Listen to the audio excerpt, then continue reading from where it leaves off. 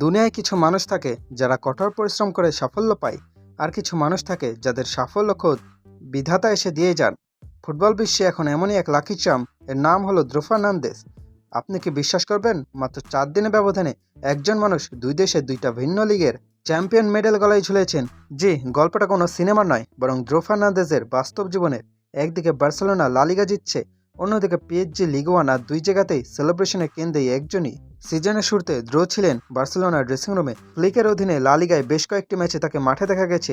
সেখানে তিনি শুধু সাইড বেঞ্চে বসেছিলেন না, বরং রীতিমতো ঘাম ঝরিয়েছেন এবং গোল অ্যাসিস্টে অবদান রেখেছেন। নিয়ম অনুযায়ী লিগের একটা নির্দিষ্ট অংশ খেললে আপনি মেডেলের দাবিদার।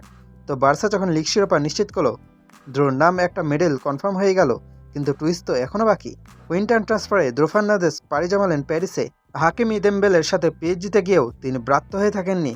লুইস এনরিকের রাস্তায় নিয়মিত একাদশে সুযোগ পেয়েছেন এবং সেখানেও গেম টাইম নিশ্চিত করেছেন। ফলাফল, 4 দিন আগে বার্সা যখন চ্যাম্পিয়ন হলো, তার ঠিক 4 দিন পরই পিএসজি লিগ ওয়ান জিতে নিল। দ্রো ফার্নান্দেজ এখন এমন এক পজিশনে যেখানে তার বাম পকেটে লা লিগার গোল্ড মেডেল আর ডান পকেটে লিগ ওয়ানের ট্রফি। একেই বলে কপাল যখন চওড়া হয়, ট্রফি তখন ঘরে এসে ধরা দেয়। তবে দাঁড়ান, পিকচার আভি বাকি হে।